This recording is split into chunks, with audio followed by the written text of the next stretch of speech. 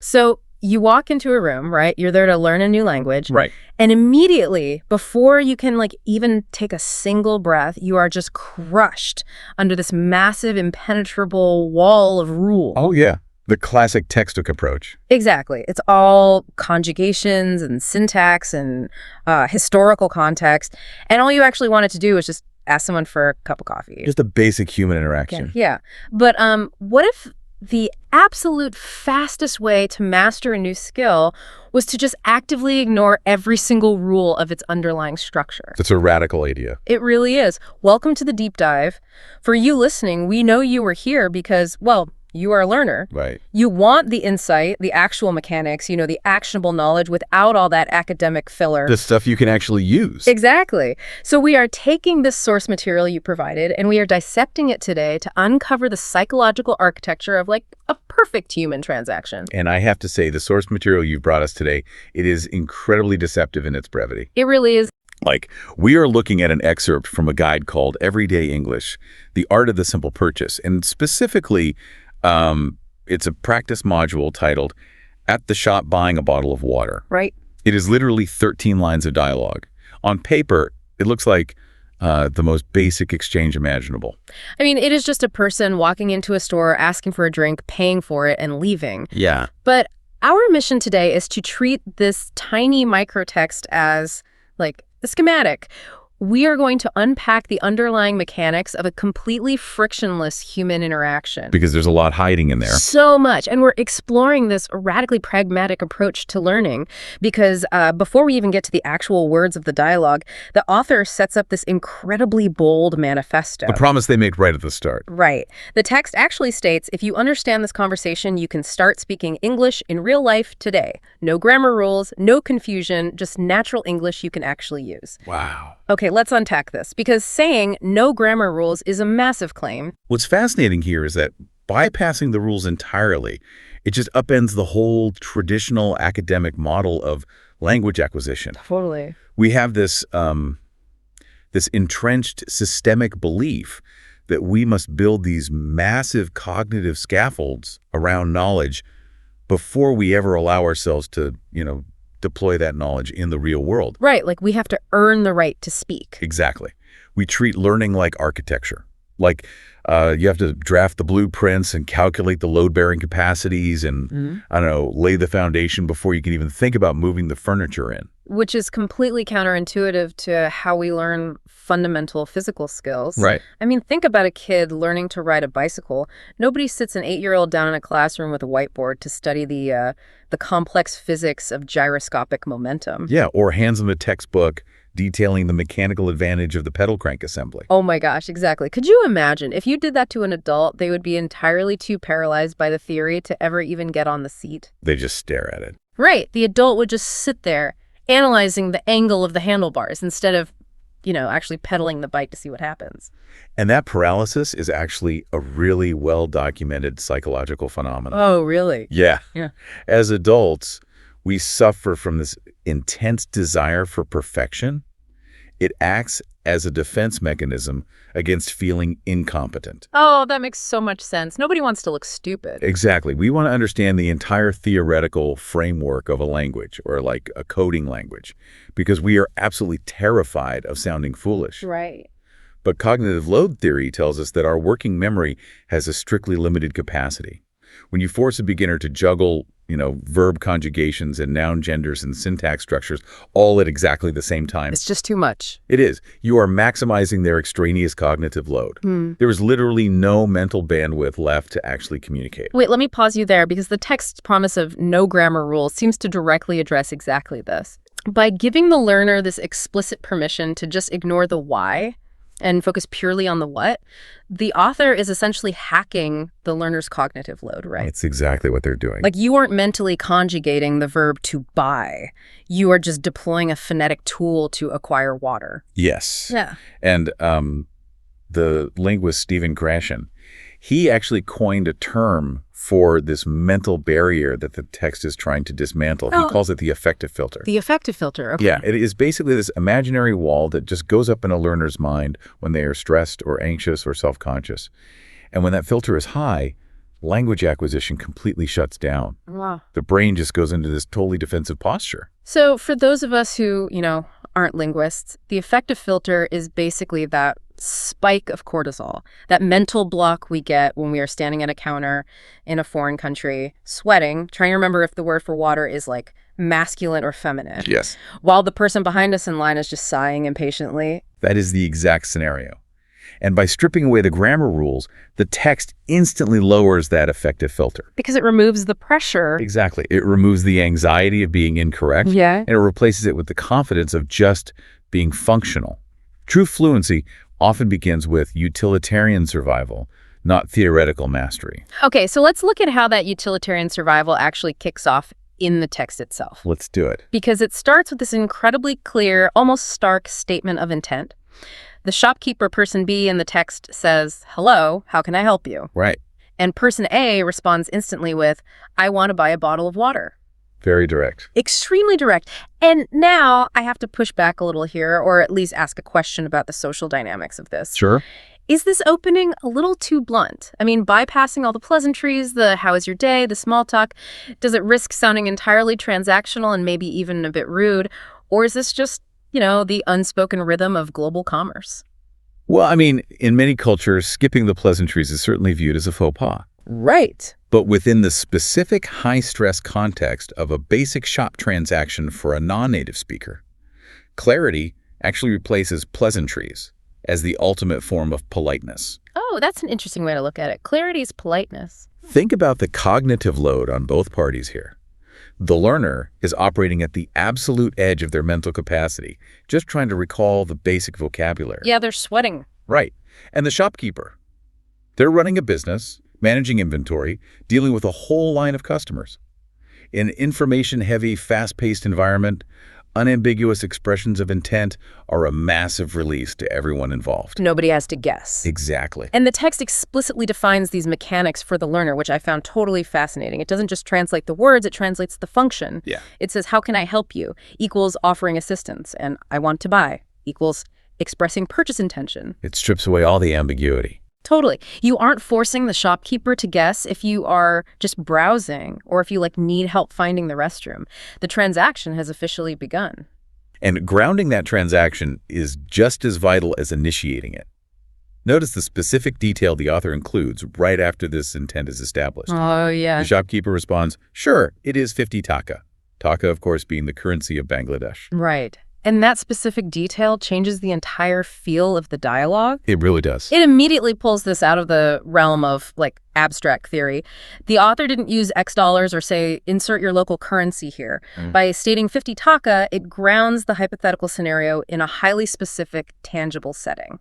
And that's crucial because our brains are incredibly adept at just discarding generic abstract information. Really? Oh, yeah. If a textbook says, person A buys an item for an arbitrary amount of money, the brain categorizes that as semantic data, which is notoriously difficult to retain. It just floats away. Exactly. But by localizing the currency to taka, the text forces the learner to simulate a mini-world.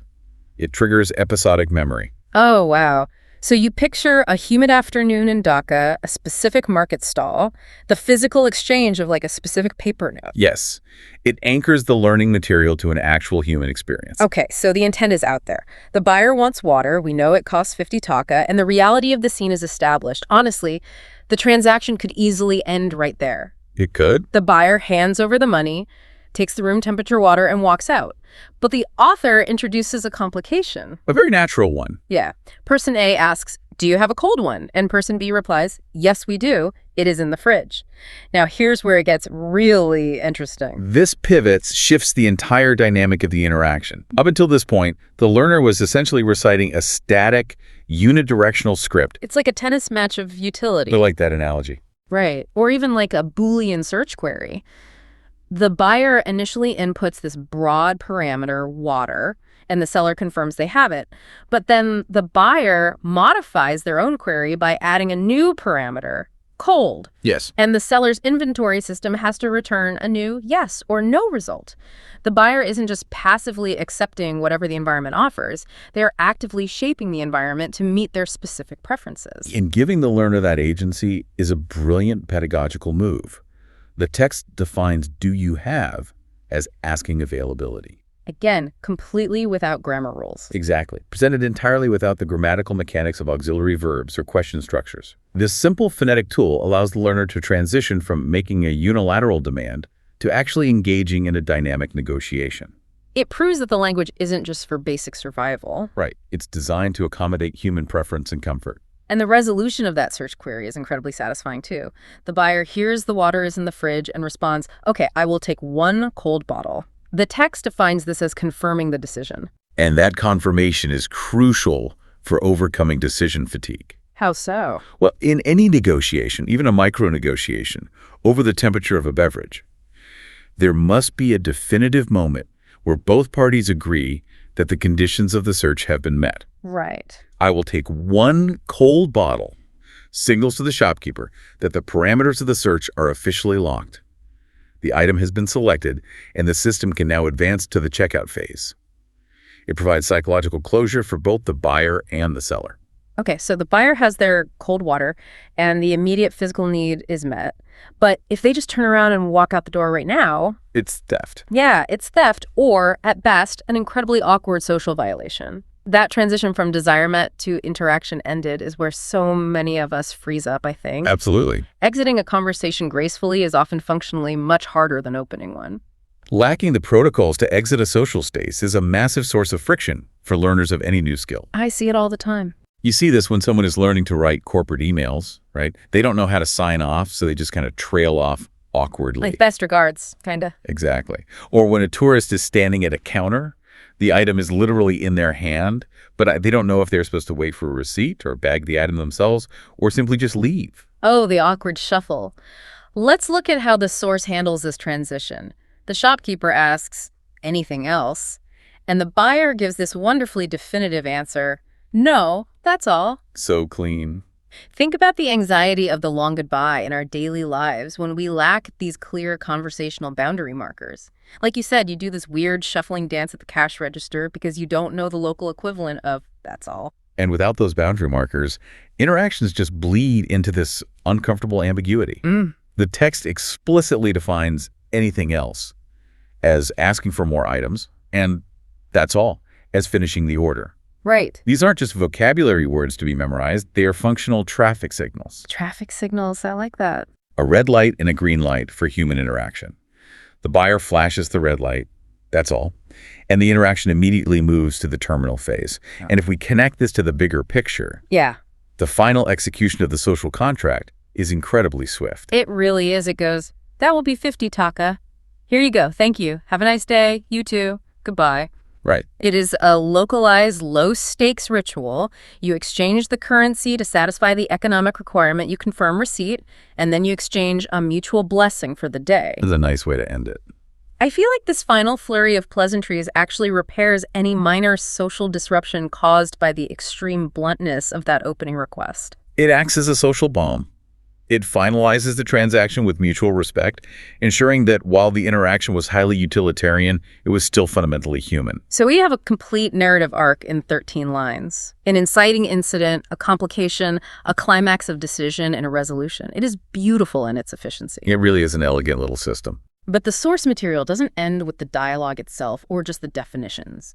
It ends with a highly specific call to action for the reader, the practice module. Yes. The author distills the entire 14-part exchange down to a repetition drill. Now repeat after me. I want to buy a bottle of water. I will take 1 cold bottle. Do you have a cold one? That's all. Looking at these 4 sentences isolated at the bottom of the page, it really frames them not just as phrases, but as like the foundational algorithm of human commerce. They're the core pillars. Acknowledge the need, negotiate the terms, commit to the choice, and terminate the interaction. It's like a Swiss Army knife. If you drop into any country, anywhere in the world, and you only know the translations for those 4 conceptual functions, you can survive. You have a completely self-contained toolkit. And what is most vital to recognize in this final section is the explicit shift from semantic processing to muscle memory. Oh, interesting. Now repeat after me. The author isn't asking the learner to write an essay analyzing the interaction. They aren't asking for a grammatical breakdown. They are demanding physical repetition. Because knowing the physics of gyroscopic momentum doesn't mean your legs know how to keep the bicycle upright. Exactly. By isolating those specific four phrases, intention, inquiry, confirmation, and conclusion, the author is cementing them as an automatic reflex. Right.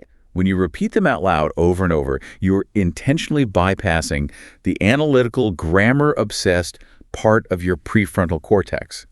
You are creating a direct neural pathway that ties a specific human intent to a specific phonetic sound. So in a moment of panic in a crowded shop. Yes. When your affective filter spikes and your working memory is just totally overloaded, you won't have the cognitive bandwidth to construct a sentence from scratch. You won't need to. Right. You will reach for the algorithmic toolkit you have committed to muscle memory. It is entirely about reducing the friction between thought and action. You don't analyze the grammatical structure of the hammer. You just swing it to hit the nail. And building that reflex takes repetition. It takes a willingness to let go of the ego's need to understand the underlying mechanics of every single preposition and verb conjugation. Which is hard for us adults. Very hard. You have to trust that the sheer utility of the phrase is enough to carry you through the interaction, and that the feedback you receive from the environment will guide your learning over time. For you, listening right now, I want to connect this microtext back to your broader goals, because whether you are currently trying to learn spoken Arabic, or you are teaching yourself a coding framework like Python, or even just trying to navigate the unspoken cultural protocols of a new corporate job, the central lesson here is universally powerful. The mechanics of bypassing theory to achieve immediate functional utility apply to almost any complex system. Exactly. Do not let yourself get bogged down in the theoretical grammar rules of your new subject. Do not let the pursuit of perfect, comprehensive understanding prevent you from taking initial action. Just get started. Find your 4 functional phrases. Start with the tools you need to survive day 1. Say, I want to buy a bottle of water. Print Hello World on your screen. Send the basic unpolished email to your new team. Yes. Build your confidence through the execution of the task, and let the underlying structural rules reveal themselves naturally as you ride the bike. Because action generates environmental feedback, and processing that feedback is the actual mechanism of true learning. Theoretical study is merely preparation for the feedback loop. So what does this all mean? We've broken down a simple shop purchase into its psychological elements. We've looked at cognitive load, Boolean negotiations, and the traffic signals of social contracts. But I want to leave you, the listener, with a final provocative thought to mull over on your own. Okay. We've established that I want to buy, do you have, I will take it, and that's all, are the essential rule-free phrases needed to successfully navigate a commercial transaction anywhere on the globe. But commerce is just one type of human exchange. True. It is the most externally visible one, but certainly not the most complex. Right. So if we apply this same radical simplicity to our internal personal lives, what are the fundamental rule-free phrases we need to successfully navigate the emotional transactions of our everyday relationship? Oh, wow. If we stripped away all the complex psychological grammar, the defensive posturing, and the historical baggage we carry into conversations with our partners, our friends, or our family, what are the 4 simple sentences we need to keep in our emotional toolkit? That is a fascinating premise. What is the emotional equivalent of, I want to buy a bottle of water? Perhaps it's simply, I need your support right now. And what is the emotional equivalent of the Boolean query, do you have a cold one? Right. Maybe it's asking a partner, do you have the emotional capacity for a heavy conversation tonight? And that's all becomes a clean, definitive boundary marker, signaling that an argument is over without lingering resentment. If we can master the algorithmic framework of a frictionless commercial transaction, perhaps the next step is applying that same blunt, clear politeness to our emotional needs, ensuring our intentions are known and the social contract of our relationships remains intact. It really forces us to examine whether we are hiding our true emotional intent behind a wall of conversational pleasantries and theoretical baggage, rather than just stating clearly what we need from the people around us. It is something to think about the next time you find yourself tangled up in a deeply complex interaction, whether at a shop counter in Dhaka or at your own kitchen table. Absolutely. Sometimes establishing your intent, negotiating the parameters, confirming the choice, and setting a firm boundary are all you really need. We warmly thank you, the listener, for bringing such a deceptive piece of source material to the table today. It was a great read. It proves that there is a deep psychological architecture hiding in almost every piece of everyday information if you just know how to look for it.